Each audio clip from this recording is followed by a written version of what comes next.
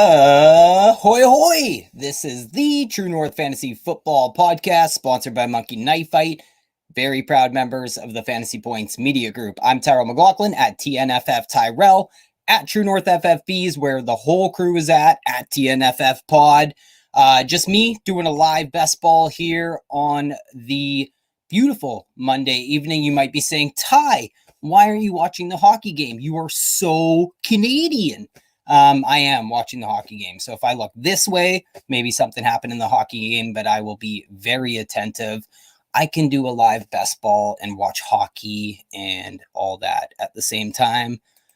With that being said, as you can see, I am a wee bit tardy to the party here. And I am just getting my bearings at the same time. I have the comments open and here we go.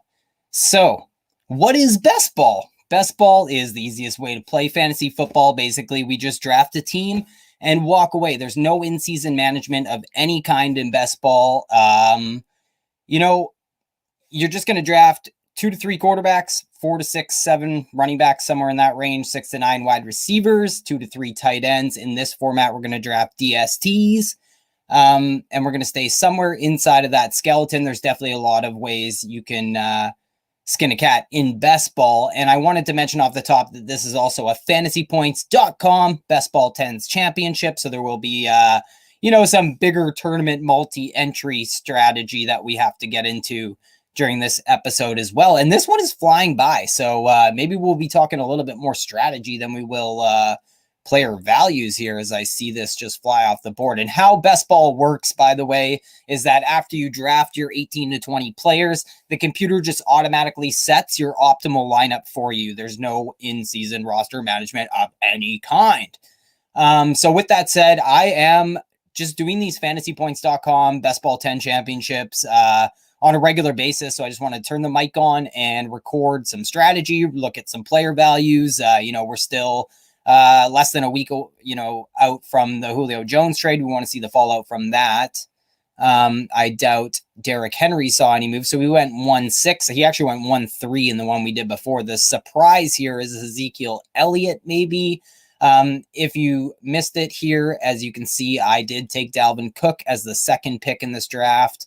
Alvin Kamara, who is my second overall player. I just went with Dalvin Cook because sometimes you choose to do a little bit of diversification, like you want to diversify your shares a little bit. So if I have the number 2 overall pick 10 times, maybe I take Dalvin Cook 7 of the Alvin Kamara 7 of those times, but I'm going to also take Dalvin Cook 3 of those times, even if he is my third overall player, just to diversify in case I'm wrong. And Dalvin Cook is almost the universal second-ranked player in fantasy football.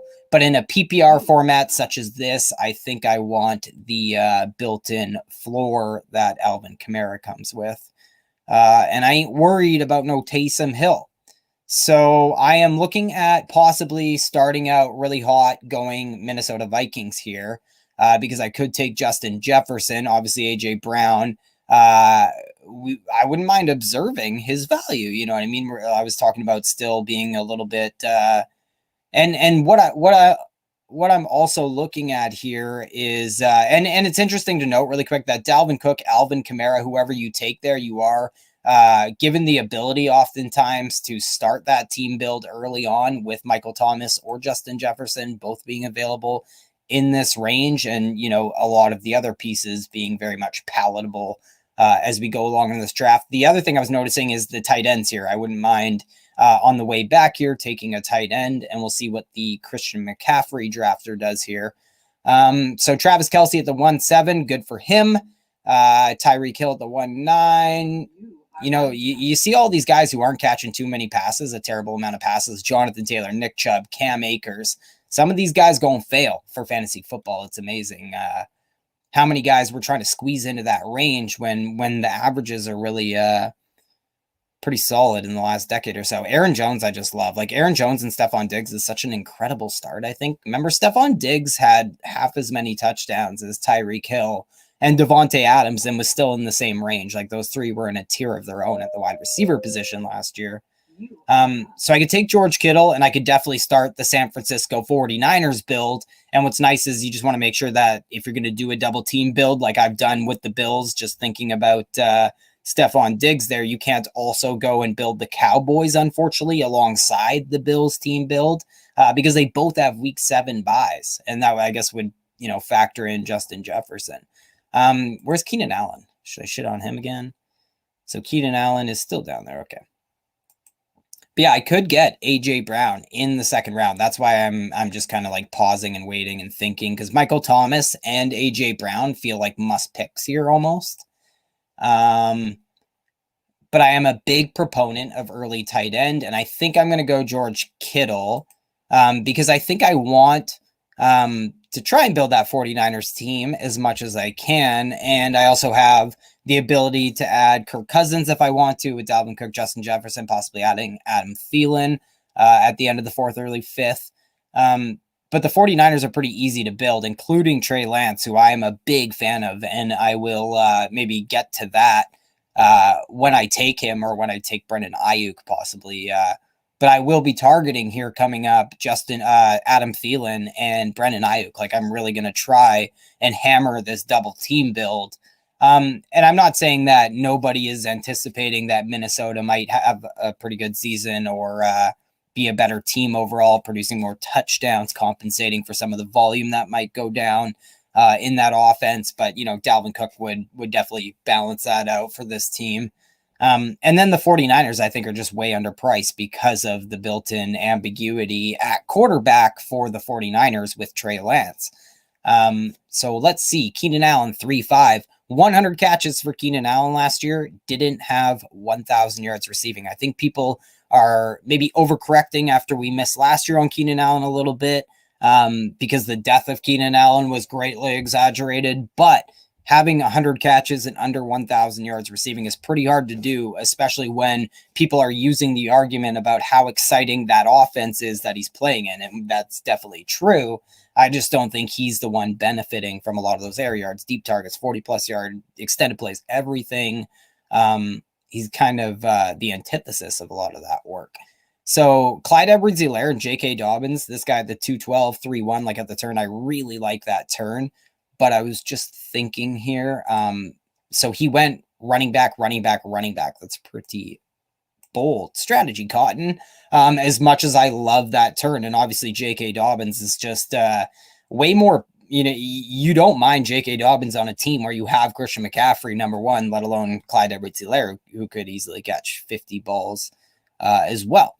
And we know Baltimore, that running back room probably won't catch 50 passes as a position next year. And they didn't last year. And we are hearing the trope that we often hear at this time of the year with J.K. Dobbins, with the pass catching that he's working on and all that. Speaking of which, DeAndre Swift, definitely some positive news coming out of camp about him catching the ball out of the backfield. We know the touchdowns might not be there for a team that is going to probably lose 10 plus games next year in Detroit.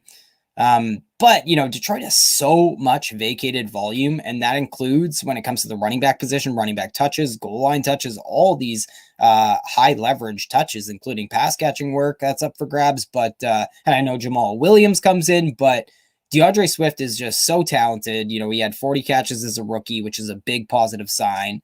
And I think a lot of those vacated touches, a lot of people might say, well, if they're going to be so bad, we're going to transfer those into pass catching or receiving work in the passing game. But I don't think that's true. I mean, Detroit was extremely pass heavy last year. They were in the top 5 in terms of pass rate. And we can see that wasn't by design, because they were outside the top 10. They didn't even rank inside the top 10 in terms of pass rate when in a neutral game script.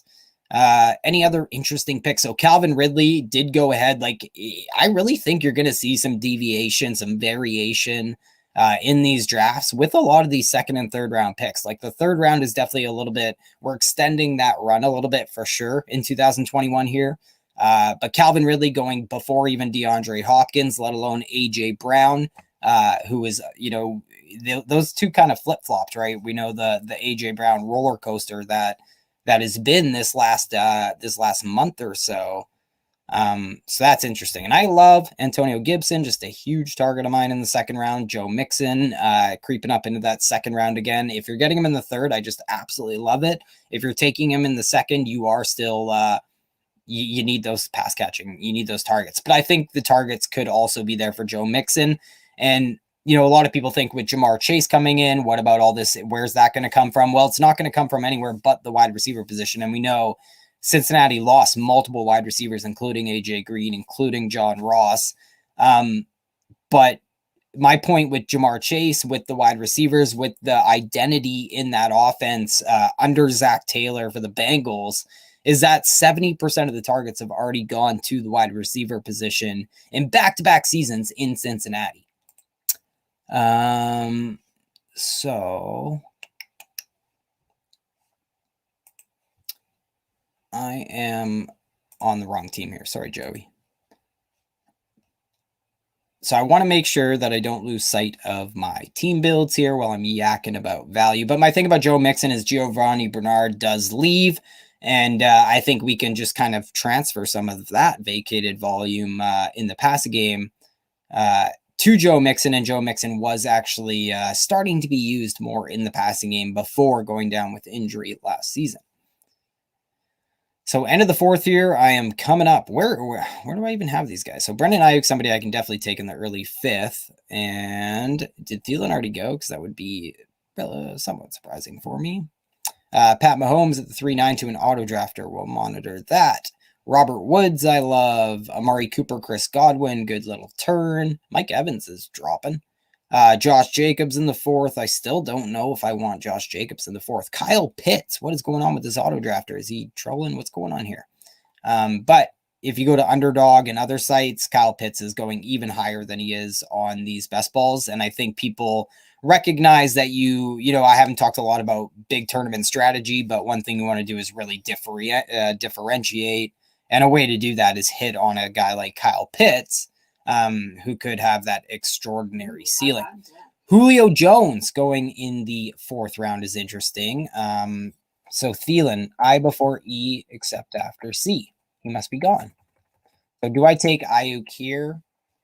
Or you know what, guys? I am just making the biggest Cardinal sin here. I don't even have my own ranks up. So my highest ranked guy would be DJ Moore. I'm pretty confident I can get Brendan Ayuk. Remember, this guy has 3 running backs on his team right now. So we know this guy's going to go wide receiver.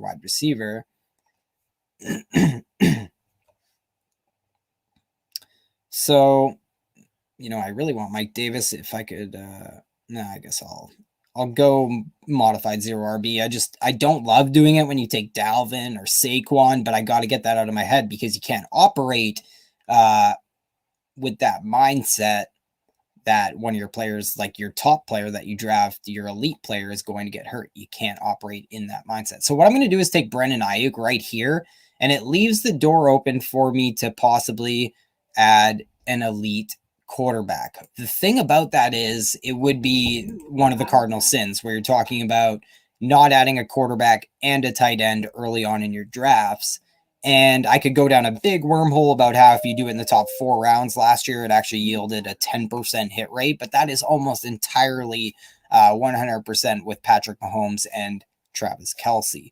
So I'm actually really second guessing that idea there.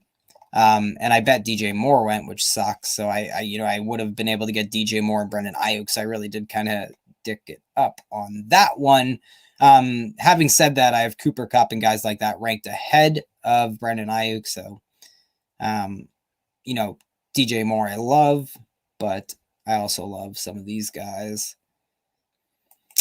And I kind of want that second running back now that I think of it, but I could also try and get in on some Bengals pass catchers. I was thinking with Jamar Chase and T. Higgins is somebody we want to see if he's going before or after. So I want to take Cooper Kupp and build in some safety to this wide receiver room. I know people hate Cooper Kupp. I don't hate Cooper Kupp. He had just 3 touchdowns last year. The year before, he was tied for the NFL lead in wide receiver touchdowns. Vegas just scored 2-0 Vegas over the Habs. And Vegas is going nuts. That was what was really exciting about this conference finals in the NHL was the two rabid fan bases in Vegas and Montreal, respectively. Also, a lot of French Canadians battling it out in this series. Old school. So, Justin Jefferson, Brendan Knight, Cooper Kupp, I kind of lost out on Adam Thielen. I want to see where he went. So he went at the 4-7, and T. Higgins did go before Jamar Chase in this one as well. And it surprises me. So let's see if that gentleman goes. Like, he could get handed on a silver platter, Jamar Chase in the 5th round, which he should absolutely do. So he didn't. He just got sniped by the guy who took Travis Etienne, also took Jamar Chase. Rookie fever. I can feel it. So that's interesting. I have way too many tabs open on my computer here.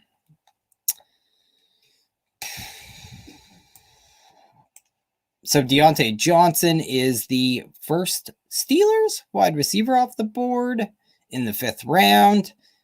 David Montgomery in the 4th. Julio Jones, I wanted to mention in the 4th, mid-4th round. The 32-year-old is going in the mid-4th round. I don't know if I even want him there.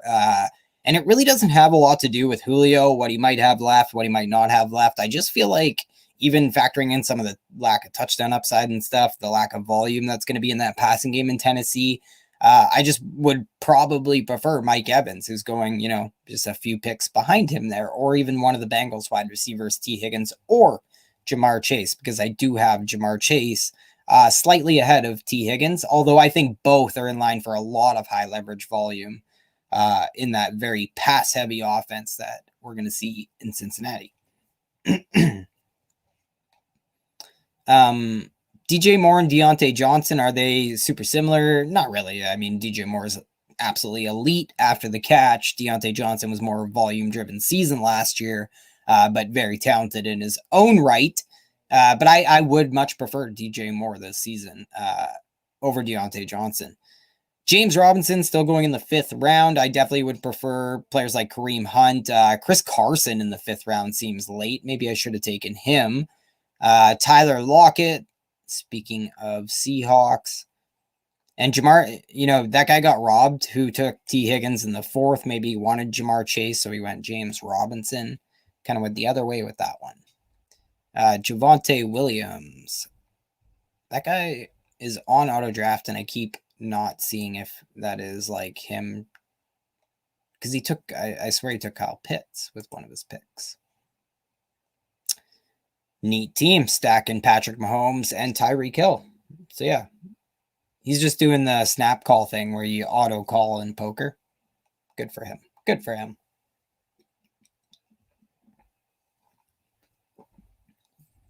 So it definitely would have looked like a reach had I taken a quarterback.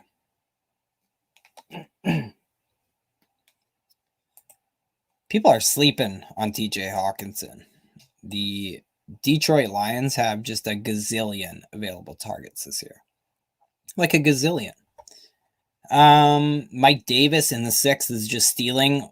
Talk about vacated volume, which I know is a noisy topic, but Arthur Smith is coming into Atlanta from Tennessee. So if anything, we would be underestimating the volume available on the ground, but there is a ton of volume available on the ground, including vacated volume for running back receptions. And we could even see the running back market share increase under Arthur Smith compared to Dirk Cutter and Drunk Keesian years. But I love Mike Davis. Like, he is so elusive, so talented, and has more upside than people give him credit for, just because he could have a lot of catches next year, especially with Julio Jones going out the door. I think Chase Claypool is another player is a tremendous value in this range of the draft. And this is where we should be seeing quarterbacks just fly off the board, right? So Dak finally goes at the end of the 5th. It's interesting. He's usually the guy who people are attacking at the back of that tier.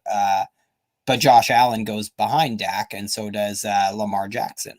And I believe Kyler Murray is still on the board, which is incredible. I should trade up. Odell Beckham at the 6'6", just not feeling it with Odell. I mean, even on a per game basis, Jarvis Landry has outproduced Odell, seen more volume. It's just incredibly sobering, looking like comparing 2 seasons. I know it wasn't a full second season with Odell, but comparing 2 seasons as a Brownie compared to his years as a Giant. I actually tweeted out that comparison not too long ago because it is jarring. So I'm just going to get a steal here, guys. I don't know if I want that steal. Actually, I'm going to take Mike Davis or TJ Hawkinson. And I know I already have George Kittle on my team, but I think TJ Hawkinson, number one, has a different bye week than George Kittle, so I wouldn't have to touch tight end for the rest of the draft. And going a modified 0 RB, so to speak, like having just one running back on my roster right now, makes me fine going tight end here because, TJ Hawkinson, somebody I think has a lot of upside. I mean, think about Kenny Golladay, Marvin Jones, like the 10 zone market share up for grabs in Detroit, and just the monopoly that he could see in this offense, unless you're like the biggest ASB fan of all time. Damn it, I kind of wanted him to take Mike Davis there.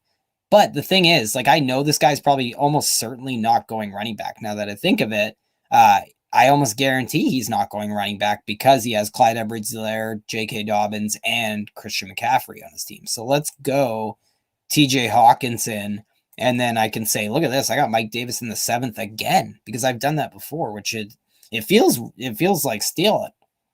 And worst case, I think Chase Claypool in the 7th is also a steal. I think somebody like Tyler Boyd, Chase Edmonds, Robbie Anderson, all these guys are really good values. And I would be probably dipping into quarterback had I not added 2 tight ends already. And that's what I'm doing here. Like, I'm really not punting quarterback, but I know where I'm going to take my quarterbacks. And that's like the 11th, 12th, 13th round, where I'm going to have to just start hammering them. And that's why I want to make sure I'm hitting wide receiver here after this Mike Davis pick, because Mike Davis feels like a steal, but it's also frustrating getting into that 8th round with only 3 wide receivers on my team.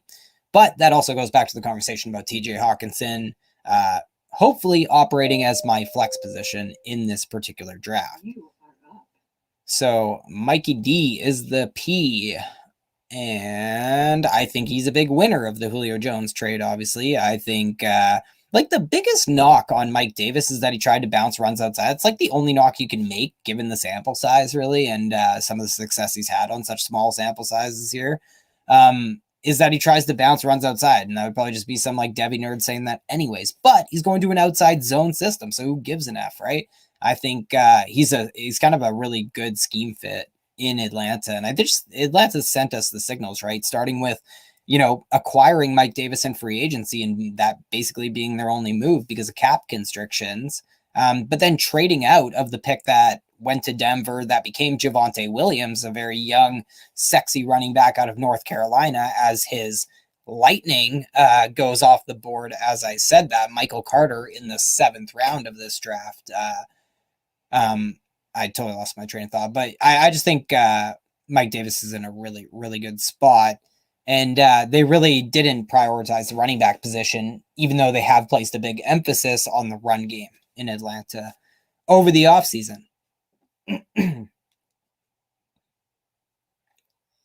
Yeah, so that might look really early for Michael Carter to some people. I have so many shares of Michael Carter. I've kind of taken my foot way off the gas pedal just because he did go in the 4th round, and the Jets actually waited longer than I expected them to dip their foot into the running back pool as well. So that's kind of why that happened. So I wanted to go back here. Look at this. I took TJ Hawkinson, and right behind me, that guy that we knew wasn't going running back because he had JKCHCMC on his team.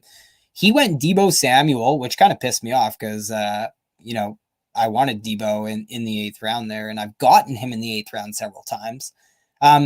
So he arguably reached on him, but he also took Dallas Goedert, a tight end, right after I took TJ Hawkinson, which I thought was interesting.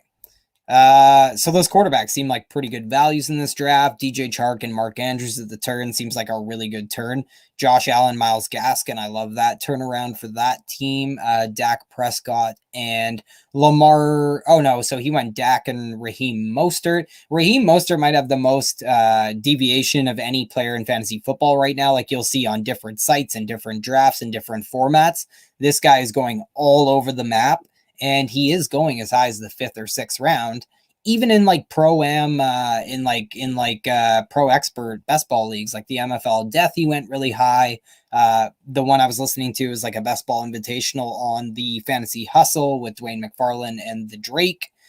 He went really high in that one, and everyone was like, "Oh, I wanted Mostert. Oh, I wanted Mostert." And I didn't know the Mostert Tiger was that appealing, especially after, Trey Sermon had that kind of that vote of confidence. Like, number one, going from Ohio State to San Francisco in that outside zone scheme is just a perfect scheme fit. We covet the running back, the lead back in the Shanahan system. That offensive line is elite. They might be injecting Trey Sermon, who, will, instill even more efficiency into that running game. And it was the highest pick that this regime has spent on the running back position in San Francisco now for Trey Sermon, because the Shanahan family is famous for getting UDFAs to produce like number 1 round picks. So I have a lot of confidence in Trey Sermon. And, we saw the 49ers throw the ball a surprising amount of times to the running back position last year.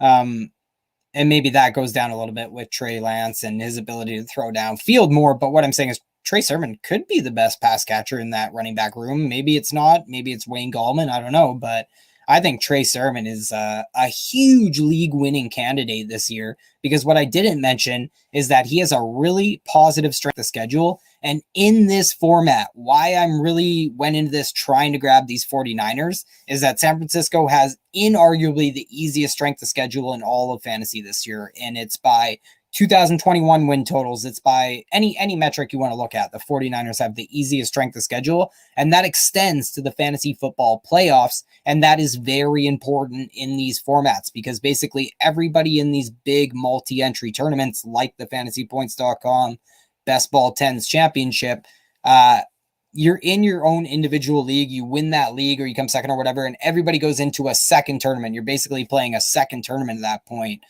which is like the fantasy football playoffs, and it's most points wins during that second phase. So you really want to target, advantageous strength of schedules during the fantasy football playoffs in these formats. And you just look no further than the Players Championship Best Ball tournament that 500,000 went to the first place this year, and that was Dr. Abib Egbatoba, and he's won that tournament back-to-back years now, which is just mind-blowing.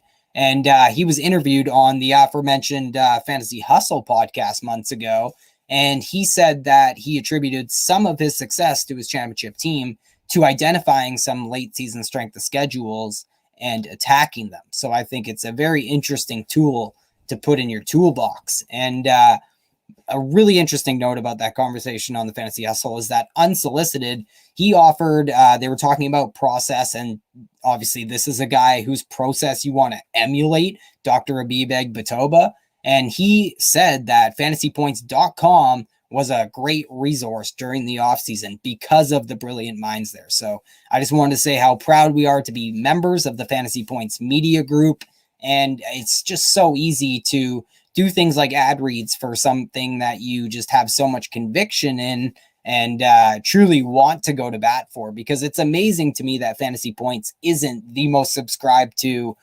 fantasy site in the entire industry, just because of the names that are attached to this site, the top of the field experts at every single level. And it really just ceases to amaze me how much great work all those guys put out on a consistent basis. And even thinking about a guy like Joe Dolan, who is just such an accurate ranker on an annual basis, and Trey Sermon sniped. Why'd I have to go and talk about him like that? Because I'm looking at running back, that's for sure, but I think wide receiver is really interesting right now, and I am going to try. I think that guy's going to take Aaron Rodgers here, Mr. Joey, even though he should be drafting wide receivers. But this is the range of the draft, not in the 8th, but in the 9th, that I can start taking a quarterback if I want to. I do have Kirk Cousins, Trey Lance in mind because of my team builds here, because of the format that I'm trying to compete against 3,000 other teams. My thought process here is on number one, Curtis Samuel is just a tremendous value to me at this point, but I'm actually going to take Jerry Jeudy for a specific reason. Not because he led the Broncos in targets last year. He was actually incredibly inefficient, but also one of the worst catchable target rates in all of football. But his air yards really were more like prairie yards, so we're not using a lot of that. In fact, I'm hoping Jerry Jeudy moves back into the slot with Courtland Sutton coming back in, which I think would be conducive to Drew Lock kind of, not doing too much. And maybe him and Jerry Jeudy can really develop a chemistry that would be extremely beneficial for both parties. But Jerry Jeudy, I think, has a lot of upside in the sense where in a tournament like this, where I'm going to have, a bunch of entries into this tournament, why not take some stabs on a guy like Jerry Jeudy, who could, for all we know, have Aaron Rodgers as his quarterback before we know it. So what I do here now is somehow pass on Curtis Samuel, gosh darn it. But I am going to take Aaron Rodgers. And I know that it's not ideal to have 3 1Z positions on your roster through 9 rounds. However, I think this gives me a chance. Like I know that it's risky to do just a 2 quarterback build if you're adding Aaron Rodgers. I know that. Having said that, you're going to do a lot more risky team builds in a format like this, in a format where you're competing against 3,000 teams. And I know it is a payout structure like a poker tournament, so you do get paid out, depending if you come 12th or 23rd or whatever. But we's playing for first, right? And you do have to win your league in this to even get to that playoff format. So Aaron Rodgers is somebody that's interesting because in Green Bay, I actually don't know if I love him that much. The age, the touchdown regression, some of the diminished pieces there, and some of the lack of faith in everybody not named Aaron Jones in that offense, to be completely honest. So I have a lot of skepticism when it comes to Aaron Rodgers. If that division was a little stronger, I might be more worried. But the age and the touchdown regression that he's going to experience, which will be pretty significant in 2021, definitely worries me. If he goes to Denver, I'd actually kind of like it a little bit more just because, it would give him that extra chip on the shoulder that we saw kind of propel him to the season he had last year, in my opinion. So give me Aaron Rodgers in Denver, I would prefer. But my whole point here is that I don't mind just going a 2 quarterback build. So whether that is adding Kirk Cousins now and nobody else, or Trey Lance and nobody else, actually it would be almost certainly Trey Lance because of the upside I think he could offer me, as opposed to Kirk Cousins, who, if he paid off, he'd be the quarterback 8 to 10 or whatever. But he's not giving me those 5 to 10 spiked weeks very often, whereas Trey Lance could come in and really be a league winner, especially in this format where he could be hitting late in the season, taking advantage of that very juicy playoff strength of schedule that I mentioned. But if Aaron Rodgers retires or whatever and goes and hosts Jeopardy, I probably ain't winning this league anyways because I drafted him in the 9th round as my QB1. So those are the kind of concessions you're making with yourself during these. What up, Coach Craig? And what up, T Seal in the chat? Coach Craig's the king. He's just always in the place to be. Whoa, is my frozen? Why didn't you say something, Craig?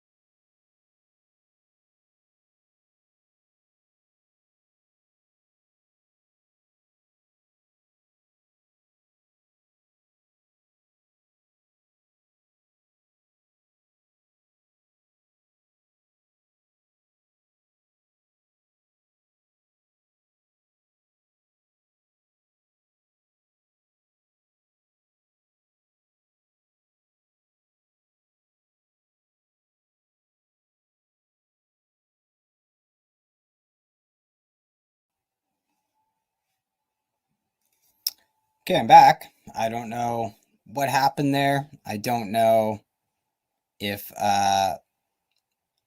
you were able to see my picks as I was going there at least and hear me, but I think my video was frozen there. Why don't you tell me something, Craig, in the chat? What's up? Bailey's in the chat too. Guy who cut his mullet off, and it was a travesty. We were all devastated. And now that Gardner Minshew has cut his mullet off, I don't know how the world is still turning, to be completely honest. So I got to queue up some guys here. I'm kind of off my game now all of a sudden. Come on, Craig. So the quarterback's probably flying off the board, but Trey Lance is somebody that I should throw on my queue just so I don't forget. But you can see the quarterbacks are pretty appetizing in this range. Like, this is where I'm usually attacking the quarterback 2 and quarterback 3 on my roster. And it's one of those other concessions that I should have mentioned probably when you take a George Kittle, is that you're probably not going to do what we're really inclined to do this year, and that's to reach up and grab one of those quarterbacks in that range in the late 5th round, early 6th round there that we were looking at. So I wouldn't mind building in a little more stability into this wide receiver room. Devontae Parker and Cole Beasley are possibilities. Just because I do like throwing a bunch of Bills wide receivers on my team. I did mention the week 7 bye, but I didn't end up grabbing Adam Thielen, so I'm much less concerned about that. Running back is another position that we like to try and be attacking here. That's why we like to have more wide receivers on our team at this point of the draft, because running backs are the position that actually yield the best hit rates in this range of the draft. But if you look here, I've really missed the boat on those running backs. And Kirk Cousins going in the 10th round. That is interesting. And I know Cole Beasley's kind of gross. I don't know why I own so much of him. Probably because he scored 200 fantasy points last year. But he's definitely he's not without risk, you know what I mean? I just think Cole Beasley and Gabriel Davis can scores. I just think they're going to give you a shitload of spiked weeks, those 15 to 20 point weeks. And it's ironic. I used to argue for Cole Beasley as somebody who might be kind of the opposite of the player you should be targeting in a best ball draft, because in Dallas, he was giving you 10 to 12 PPR points every week, but that's pretty much all he was giving you, right? He didn't come with that big ceiling. But in Buffalo now, I think he definitely has a little bit more of that ceiling, and I do want to capture a little bit of his floor here, just because I do have Brandon Ayuk, who's, I'm definitely shooting for the upside in that sense. So I have a big decision here. Do I wait and see if I can land Trey Lance in the 12th round? I think I can at the end of the 12th, but it is a little bit risky. But seeing the quarterbacks that went flying off the board, I think some people are going to take the values and wait through the 11th and take their quarterbacks in the 12th. I think Matt Ryan will go. That's for sure. Baker, maybe Daniel Jones will go. Carson Wentz will go. But you can see my rankings. I want Fields or Lance on my fantasy teams. And honestly, I'm taking Trey Lance more often than I'm taking Fields, and definitely in this format where I am heavily considering the late season strength of schedules. So I'm going to take Gabriel Davis. So that would be 6. Yeah. And you can see what you want to do when it comes to team balance inside of each position in a best ball tournament. In a nutshell, with Cole Beasley and Gabriel Davis is certainly the wide receiver who might not score in my lineup more than 3, 4, 5 times all season. But when he does, it'll be because he scored a 40, 50, 60 yard touchdown, or he had 140 yards and 2 touchdowns in a game where Brian Dable was just absolutely terrorizing a specific matchup. Because that's why we're really, we have a lot of faith in Josh Allen not putting up the same numbers he did last year, but certainly having found this new element to his game and being that true dual threat quarterback, because Brian Dable really opened up that passing game last year, and he's taking advantage of what Josh Allen does well. And a lot of credit to Josh Allen, who's just improved his accuracy exponentially on passes downfield last season. So running back is my huge target, quarterback as well. And then I have to add as well at some point a couple more wide receivers. But That'll be the decision I have to make if I want to do an 8 wide receiver build. And that's another reason that I might want to just add a second quarterback in Trey Lance and not add Aaron Rodgers. What my plan here is, just to lay it out there, is coming up in the 12th round. I know I'm not going to pick again until the late 14th. Like, I'll have my late 12th, early 13th, then I won't pick again until the 14th. So there's a situation where I could possibly try and add Justin Fields and Trey Lance. Like, there's 2 quarterbacks in this group, whether it's Daniel Jones. I can find 2 quarterbacks that I like in this group to give me that 3 quarterback build, give me the higher odds of those 25 to 30 point weeks every single week consistently. But I also know that if I take back-to-back quarterbacks here in 12 and 13, that I'm really leaving myself thin at the running back position, where I can still probably attack one of these guys, even going down to like this range. Alexander Madison's kind of the interesting one, because I would never handcuff Dalvin Cook. Like, Alexander Madison would be a very interesting pick in this range of the draft for me if I didn't own Dalvin Cook. If I own Dalvin Cook, I am definitely not handcuffing, because it's not a stack cuff. Like, he doesn't offer very much standalone value. And Alexander Madison could certainly score as that top 5, top 12 running back or whatever, should Dalvin Cook suffer a serious injury. But I don't think it makes a lot of sense to buy on both range of outcomes, especially in a tournament where you need a lot of things to fall your way to win a tournament against 3,000 other teams. So I'm not going to bet or, theoretically waste a pick on either or, betting on an injury for Dalvin Cook, or betting on the range of outcomes that Dalvin Cook gets hurt or something. But you can see that there will be a teardrop. Like, these are all guys. I think Kenneth Gainwell, somebody I have a little bit higher. He keeps moving back up. Maybe I was just super upset about his landing spot, his draft capital, and the fact that he was one of my highest owned friggin' players pre-NFL draft, if not my highest owned player. So I've really just taken the foot off the gas pedal entirely when it comes to Kenneth Gainwell. But there's no doubt that he could be used. He could be used all around the formation. I think the biggest concern, to be completely honest, about his volume upside, or even like his standalone value, is just how much volume will there be in the passing game at all in Philadelphia under Jalen Hurts. I think that is what we are a little bit concerned about. I didn't get AB. Yeah, tough stuff.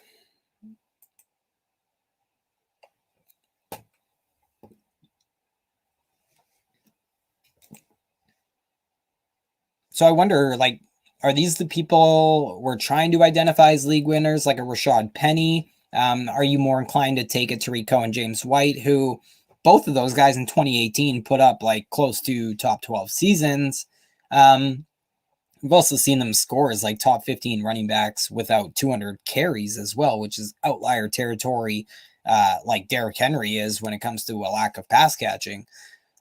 Or are you going with the handcuffs like an Alexander Madison or something like that? I think Latavius Murray, somebody who's interesting as well. We know he can lead the team in carries more than Alvin Kamara will in 2021. But he's just getting so little of that high leverage work, including down around at the goal line. And I did that little spiel about Alexander Madison. So does that make somebody like Chuba Hubbard an interesting pick for me in this draft?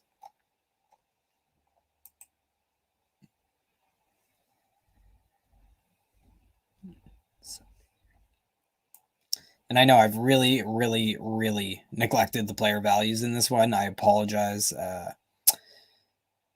Still can't believe I got sniped on Trey Sermon. That one stings. So we saw the quarterbacks that are going in that 8th round, Jalen Hurts and Matthew Stafford. Certainly different profiles of quarterbacks. And Matthew Stafford is somebody I've certainly warmed up to. And Brandon Cook's another guy that I have warmed back up to. I mean, that guy has put up 1,100 yards. More than anybody not named Mike Evans since 2015. So Justin Herbert at the end of the 7th seems like a steal. You're really attacking the back of a tier, I think, at that point, after Russell Wilson went early on in that round. Logan Thomas at the 7-10 just seems so early to me. Michael Pittman, Tyler Higbee in the 8th round. That's somebody else who I've paired with Matthew Stafford. If you watch my most recent live best ball before this one, I actually did a super Ram stack.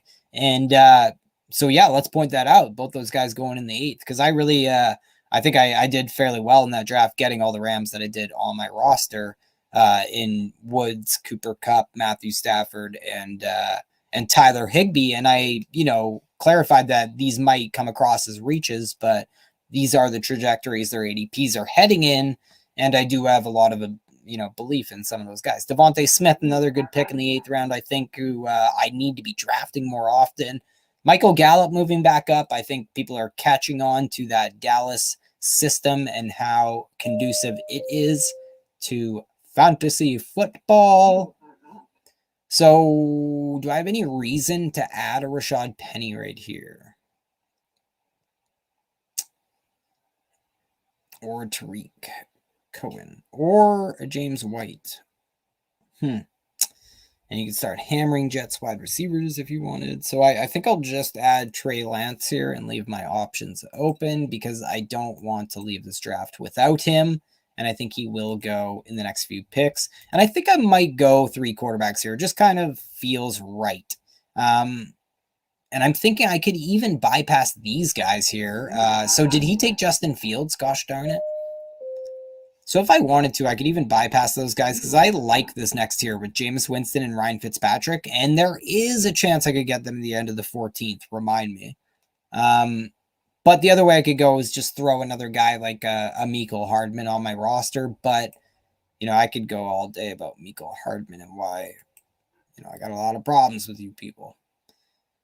So let's go Rashad Penny, I suppose. I think Tariq Cohen and James White make a little more sense for a typical best ball roster, a typical fantasy team, you know what I mean? Where I'd be building in that PPR upside. I'd be building in a little bit of stability. Players I know I could start, so to speak, in a jam. And then the other thing is maybe I should take Daniel Jones here. If Justin Fields, when it is such a teardrop, do I want a third quarterback? Do I want that third quarterback to be Daniel Jones? Yeah, I think I do. I like Daniel Jones. I mean, he was so good throwing the ball downfield. His deep passing was excellent last year. Unfortunately, his offensive line was terrible. Jason Garrett, we despise as an offensive play caller. It amazes me. You think about Kadarius Toney being drafted by Gettleman. Jason Garrett's going to have no idea how to use him. And you think of Tutu Atwell going to the Rams, they know exactly how they're going to use this guy. And it's just amazing.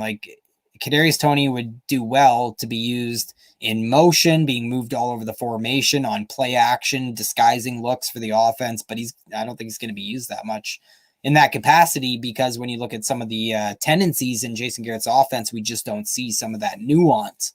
And furthermore, I worry he might not get on the field very much when you think about Sterling Shepard, Darius Slayton, and Kenny Golladay coming in. And then Evan Ingram operating in a similar fashion, Saquon Barkley coming back. I'm not sure who leads that team in targets if anybody gets to 100 targets, but Kenny Golladay would probably be the leader in the clubhouse. But I might be more inclined to give Saquon 100 targets than I would be to give Kadarius Toney 50. You know what I mean? So I think it's an interesting offense, but I think grabbing Daniel Jones might be attacking, the trickle-down effect from that offense.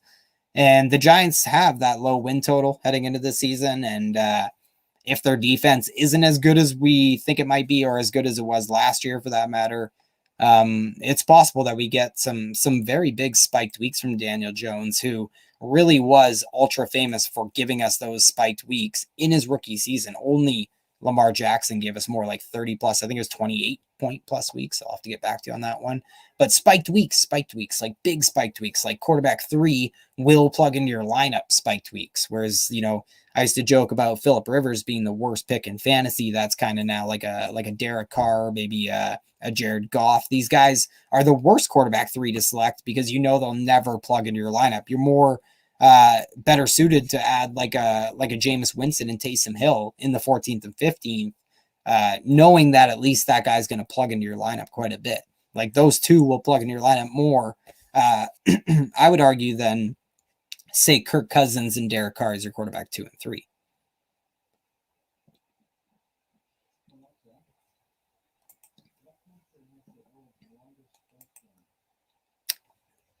So there's no doubt I've really, I guess we'll say I've really left running back till the end here.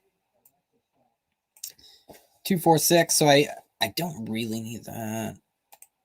I was thinking about adding a defense in the 15th round if I can as well, which seems super early, but the Rams went off the board, I noticed, and I should have been staying on top of those. I know. If I go way back, yeah, like I was so not on top of these player values. My apologies. I got to find out where AB went for Bailey. Tony Pollard in the 10th. James Conner in the 10th seems like a steal, even in this format. Gus Edwards finally starting to rise up the boards. I'm not sure I like him as much in a format like this. Nyheim Hines, I definitely like a little bit less with Carson Wentz coming in. Damian Harris. So Antonio Brown, 9-7. There you go. Curtis Samuel. Wow.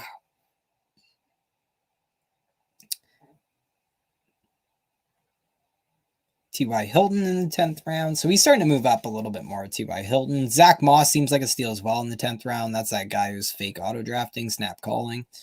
Kirk Cousins, 10-8. That is early. One of the earliest I think I've ever seen him go, to be honest. And I got to make a pick here.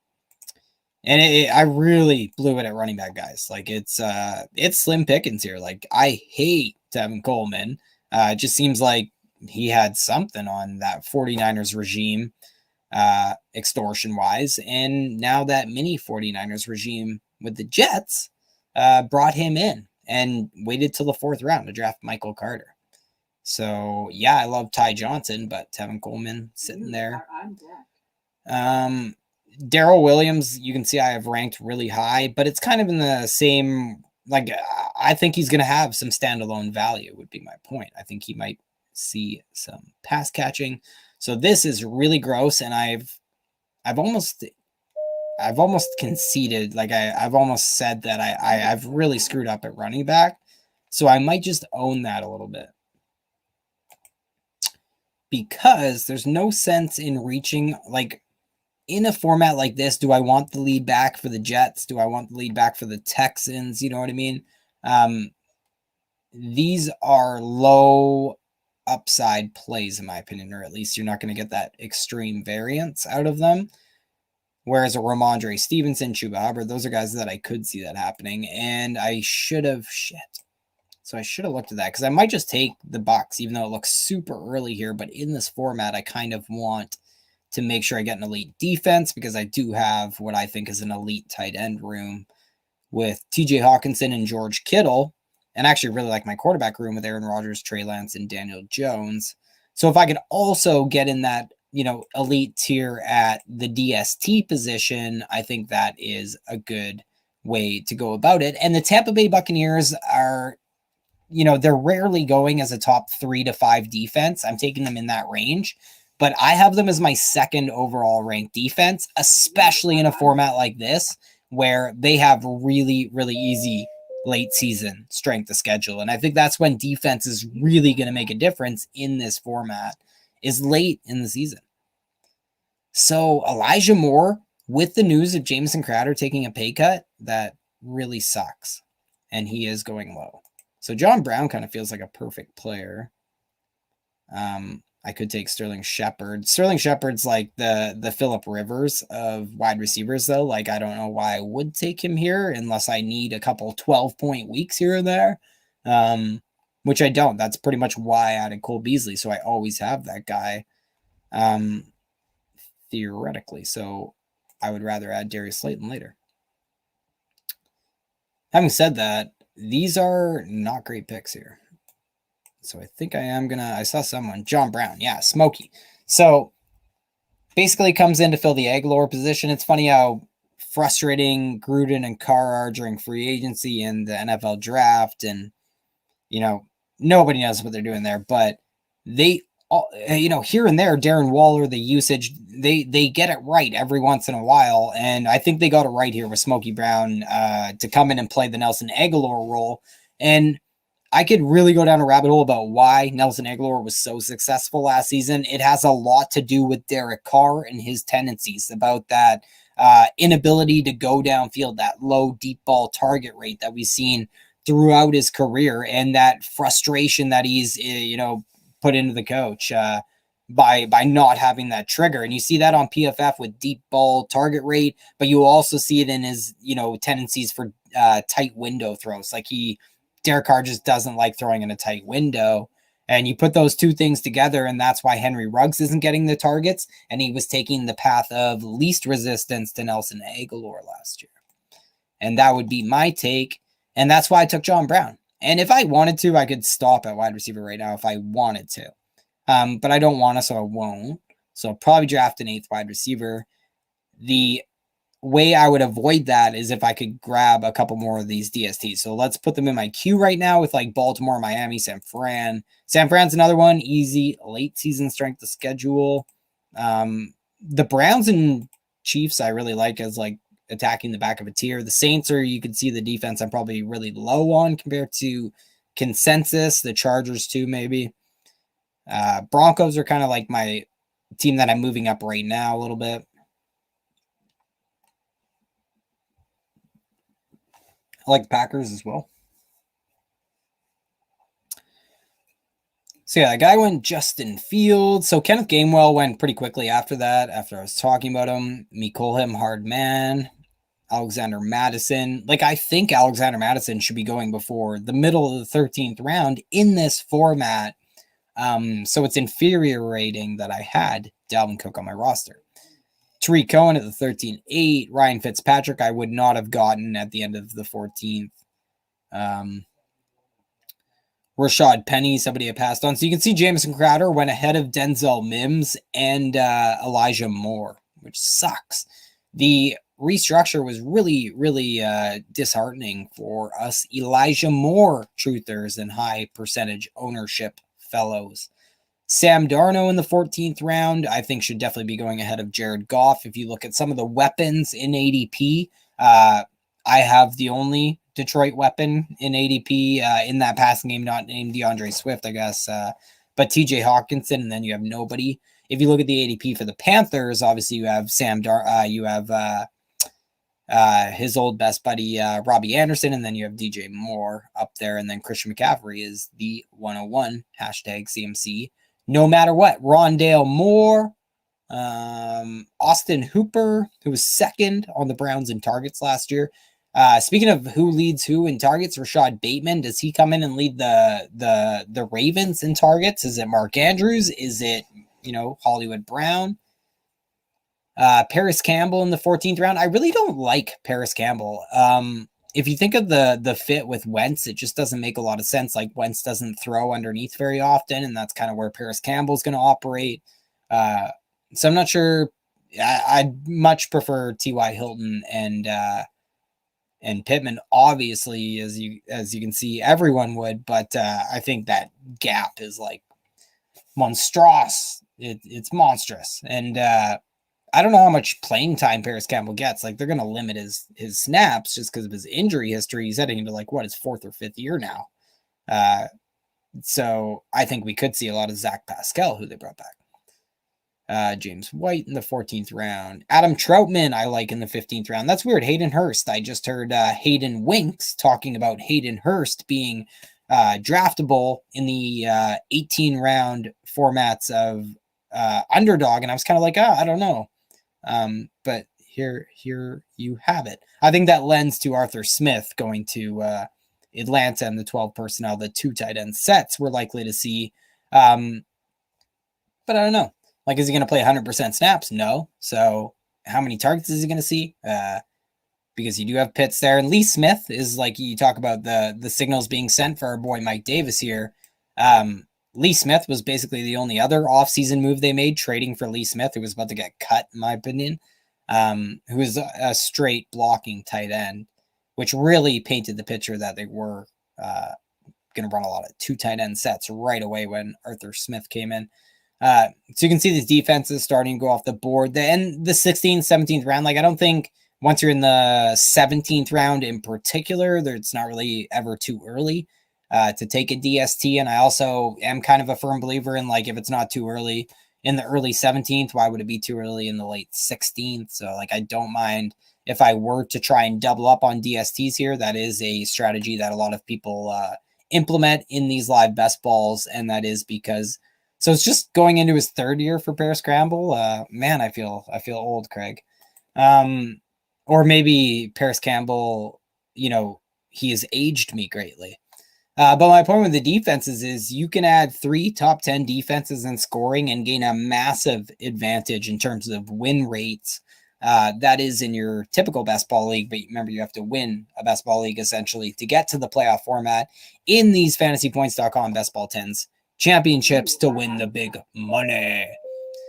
So it's interesting. I still think I only have 2 tight ends, which is just criminal. But the Bills are clearly a teardrop. The Bills go so much earlier in a lot of drafts. It's trippy. So yeah, I'll take the Bills, and I'm probably actually going to take a third defense because I have the Chiefs inside my top 10. The Bills, it was interesting, the meteoric leap that they took on offense last year, but their defense actually took a big step back after being a top 10 unit in 2018 and 2019. They were not in 2020 by almost any metric you look at. It's crazy. So I expect a big bounce back on that side of the ball with those elite linebackers. They actually found a running mate, hopefully, across from Tre'Davious White, and the safeties there are dangerous AF. I just really like that defense, and they really made a lot of value picks in the draft and added that pass rush. Ed Oliver can only impress. Like it feels like the narrative on him is that he's disappointed, which might be true. Like I don't know, I haven't followed Ed Oliver's career that much. I just know that he was already kind of like, don't be disappointed if he disappoints a little bit after he was like maybe going to be the number 1 overall pick, and then come draft time he wasn't. He was barely a top 10 pick, or wasn't a top 10 pick, or whatever. So I am going to take the Chiefs. They have 3 opposite bye weeks, which I like even more, but the Chiefs are a big teardrop for me. And you can see like, yeah, so the Giants, the Saints, and the Packers scored more. Than the Packers are interesting for sure. But what the Packers did is like dominate in terms of time of possession. So their offense and defense were a pretty cohesive unit in terms of manipulating the time of possession and the game clock and everything. That's why we see a lot of these outside zone schemes and running teams having a little bit more success. It's not just trying to combat cover 3. It's also getting back to basics where you control the clock and you can really dictate the pace of the game. And that's what Green Bay really mastered last year. And then you throw on top of that Aaron Rodgers going off in every game or every other game and putting teams in a position to really play comeback. The Saints have always been a really good defense, but guys, the day we thought would never come, it came for the Saints. The cap hit them in the face last year. Because of COVID, the cap constraint offseason really had an effect on them. They bled a lot of talent, and that secondary is pretty scary. The Giants, speaking of which, we like that defense, but they had a lot go right last year. We know that division is still pretty weak, but I just have a little bit more faith in the Chiefs in terms of scoring that like 125, like giving you those spiked weeks on defense as well. We're thinking about this being my 3rd team defense, then the Giants, but you can see that I am pretty high on the Giants as well. And I still like the Packers as well.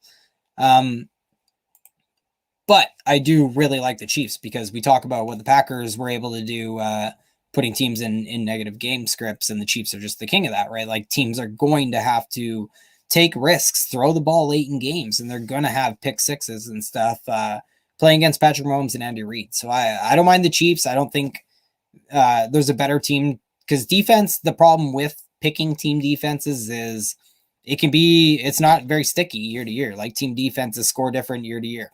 There's very few teams, very few defensive units that are as cohesive as like a Legion of Boom in Seattle or whatever. Point being that the Chiefs are a team that their offense is so good, and we know that that's going to be the case, that we don't have to analyze their defense as much. Having said that, going 2 defenses there, I think was kind of a sketchy move. Yeah, and that's funny. It's like right in my face there. Because I probably should have added a running back, like 2 running backs on my team. So 18, 19, 20. So I'm going to be adding running back to finish a draft. I might tweet out, like maybe I'll put it in the description. I'll go into the RotoViz roster construction explorer. Thank you, Mike Beers. And maybe I'll look at the win rates of people who went running back to finish their draft, because it probably wasn't very good. Having said that, win rates, hit rates, a lot of this stuff is noisy as it is, but it's stuff that we might not be using as much in a large tournament, multi-entry tournament, like the bestball.com Best Ball 10 Championship.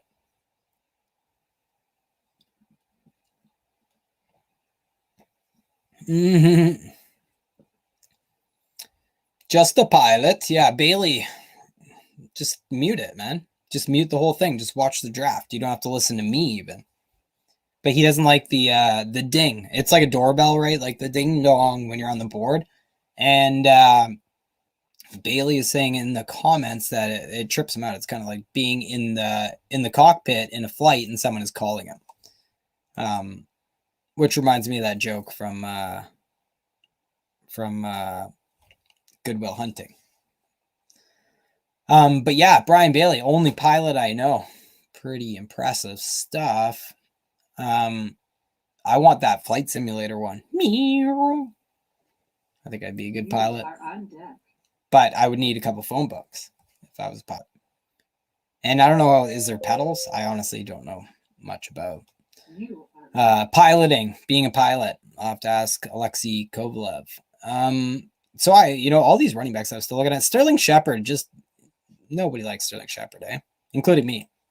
And like I said, it's just because I don't anticipate him being the guy who's going to be the wide receiver 8 who's plugging into my lineup. You know what I mean? So I know that I need to add running backs here, so that's all I'm pretty much looking at. And Darrell Williams, again, like I have him ranked so high. I just don't know that even if Clyde Edwards-Helaire was to get hurt and suffer a serious injury, I'm not sure Darrell Williams is going to be the guy. You know what I mean? He's not going to be a 3-down running back. The other guy that sometimes I've been adding at the end of drafts, as you can see, I'm a little bit higher on, is Javion Hawkins. And we all anticipated he'd be drafted. He was not drafted in the NFL draft, a little bit smaller. But he does go to Atlanta. But it's the same conversation as we were having with Alexander Madison, because I already have Mike Davis on this roster. I hate this team that I'm building. Like, I'm really going to have to take a step back after and see what I think, because the running backs are going to be sketchy. So should I do something like bet on a Saquon Barkley suffering an injury for the 3rd straight season? Should I take a shot on my boy Mike Boone or, Benny Snell if Najee Harris gets hurt? Like, these are kind of the questions that I'm asking. Like, how could I save this running back room? Because no pick that I make at this point is really going to compensate for the neglect that I've shown my running back room. So what I'm going to do is take a Darrington Evans, who is kind of standing out to me there. Not as appealing post Julio Jones trade, but number one, if Derrick Henry was to get injured, Darrington Evans could definitely see a big workload. Sunbelt back, so we don't like that. And we barely saw him last year in his rookie season, but they did spend fairly significant draft capital on him. And I did like the talent. So Darrington Evans is a guy I think has a little bit of standalone value, because Derrick Henry's not going to see, 400 touches. I know he just almost saw 400 touches, but I doubt he sees 400 touches or close to 380 even in back-to-back seasons. So I don't mind Darrington Evans, and I liked the talent coming out. Coach Sports says he also liked Darrington Evans pre-draft. And he said they signed Brian Hill, and I think people have died on that hill already. Brian Hill's a plotter. I think he definitely is more of the, if you wanted to argue for Brian Hill, you would argue that he's more of the prototypical handcuff where he could come in and they could heap the volume that they heap on Derrick Henry on Brian Hill. But number one, Brian Hill trolled us all on Twitter last year, the year before. Lest we forget. And he sucks. He's just not a good running back, in my opinion. I've never been a Brian Hill fan. So I'm just not too worried about that. And the Titans were always going to bring in a running back. What we were worried about is that they might bring in a running back who just killed Darrington Evans. I'm surprised because they kind of Dion Lewis was there, right? They want this electricity coming out of the backfield in some capacity. And I think if they do have that in their game plan, it'll be Darrington Evans. And, I know Julio and AJ Brown certainly can, but we don't really, and Anthony Ferkser as well, but we're not exactly sure what's going to happen in the slot in Tennessee yet. Des Fitzpatrick's there. Like, they have guys, but if Darrington Evans was in the slot for 20 snaps, I'd be pumped. But definitely not my finest moment. And that's what I'm going to do, is maybe even take a Devontae Booker with my last pick, or a Salvin Ahmed, who Salvin Ahmed, I think, might not see, like, he doesn't have like 200 touch upside where, like, even if Myles Gaskin was get hurt, I think they might bring in the back, or, who knows. I'm not on the Doak train, if that's what people are wondering. I don't dislike Doak. I just think we'd have to wait for like him to be playing ahead of Salvin Ahmed in training camp with the start. Like, it's just, people get get their skis way too ahead of themselves at this point of the offseason. So this will be my last pick. So I guess I can just start going through my draft. I just want to make sure I'm not leaving somebody out. Ty Johnson's an interesting one because I like the talent. It's such a, wide open depth chart at the running back position outside of Michael Carter, so to speak. Like, Michael Carter is definitely a leader in the clubhouse to have the most touches for Jets running back, but I think it remains to be seen. Kerryon Johnson, I think, is interesting because we know Kenneth Gainwell's upside is in the passing game, and so is Miles Sanders to an extent, but, the drops, he had the 2020 woes were there in the passing game, and he also he might not be able to handle, 250, 300 touches. So Kerryon Johnson actually is a little bit interesting because I think they're going to run the ball quite a bit, a little bit more than even people are anticipating post Devontae Smith. Like, Devontae Smith was encouraging that, Jalen Hurts and co aren't going to be the Baltimore Ravens 2.0, but I still think they're going to run the ball a ton. Benny Snell's the other interesting one. I think he's the clear handcuff. Sorry, Anthony McFarland truthers.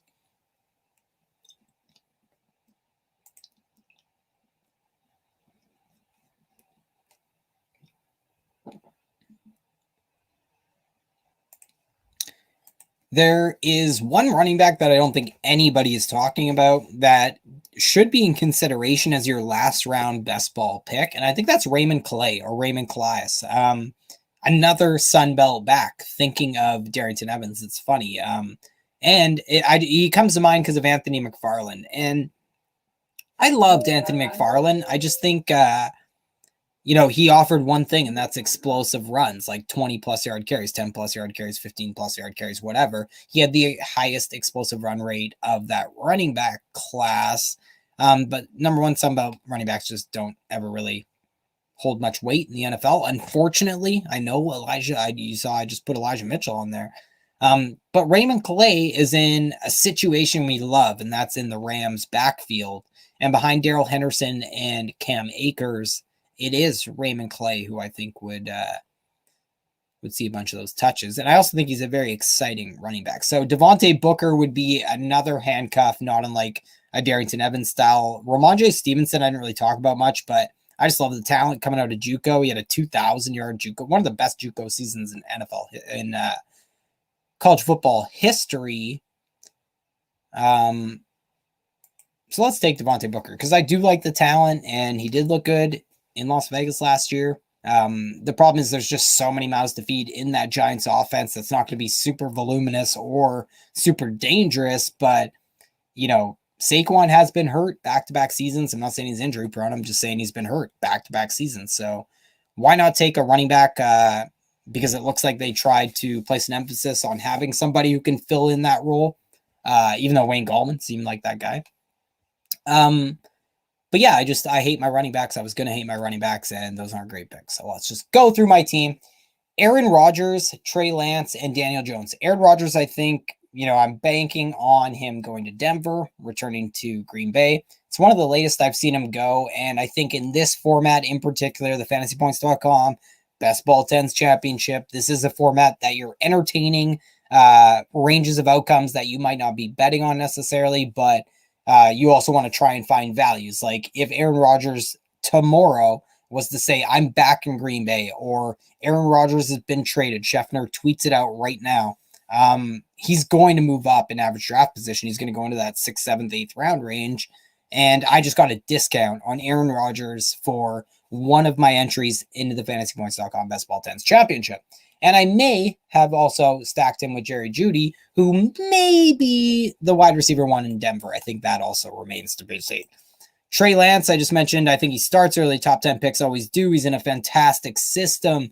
They obviously traded up and put so much confidence behind this kid. I know he's a small school, small sample size quarterback, but man, they have such an easy strength schedule. It wouldn't surprise me if they start him right away because he adds those RPOs. He adds that, athleticism, but he also adds a vertical element to the passing game that has just been absolutely lacking in San Francisco and can be absolutely potent off of play action in Kyle Shanahan's system. So start Trey Lance right away, draft Trey Lance in your best ball drafts, in your fantasy drafts. And as you can see, the earliest bye week in all of football, which is week 6 now, apparently. So we don't get any, we're going to have big slates week after week after week leading up to week 6.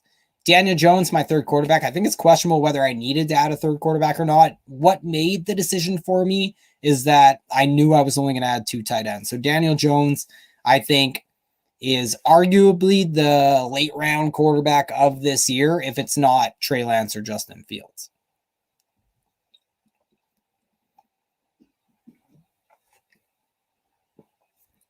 I picked second overall, so I took Dalvin Cook. Mike Davis is where I took my second running back, which wasn't until round 7.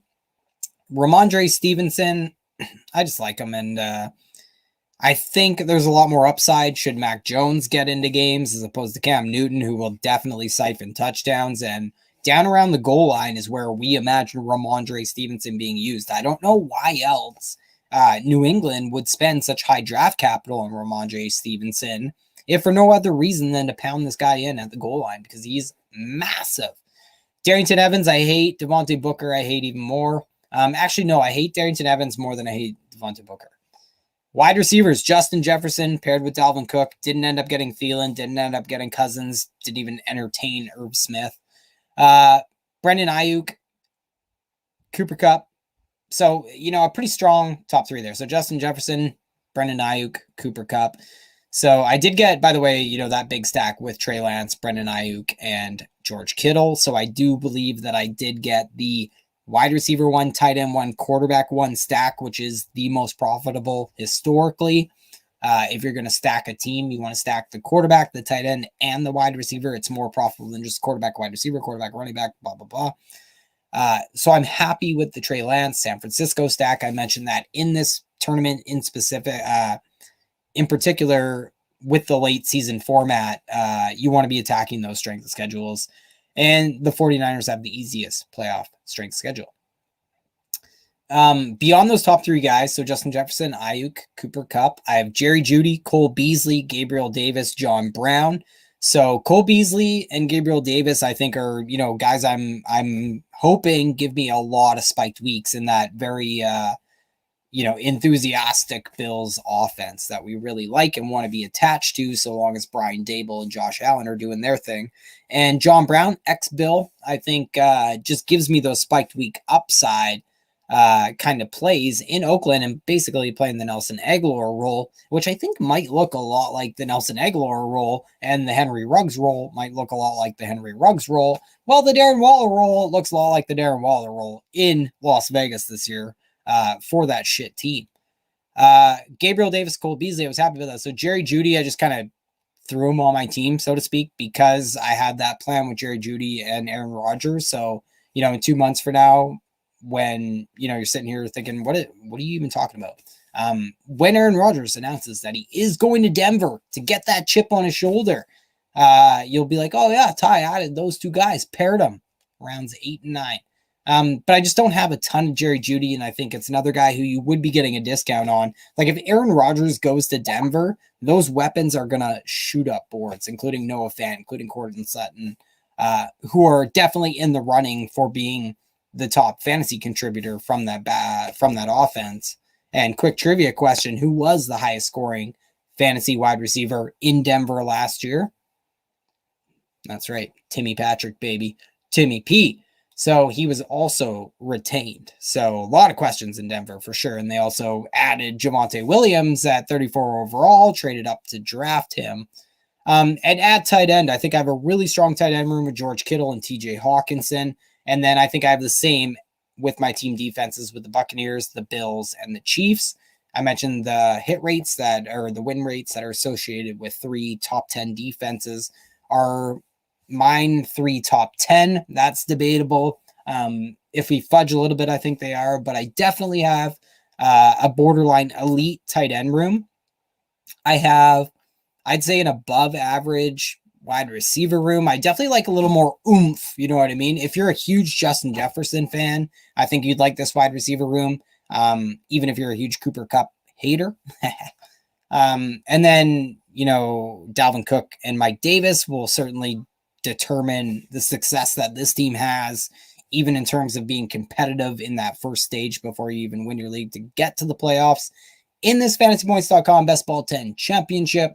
And then I like my quarterbacks.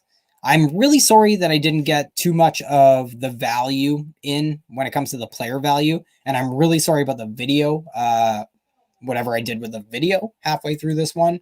But I hope people at least got some player values out of this, got some ideas about team building, because the Scott Fish Bowl is in vogue right now. I'm going to make an announcement about that tomorrow as well. So we do want to be adopting a lot more outside the box mentalities and thinking about different ranges of outcomes. And these big best ball tournaments are a really good way to practice your team building and your abstract thought processes, I guess I would say, as you're going through these drafts. So, I hope everybody grabs something for fantasy out of this. I really enjoyed doing these. I know I can definitely talk too much at times, so I appreciate everybody staying with me. And until next time.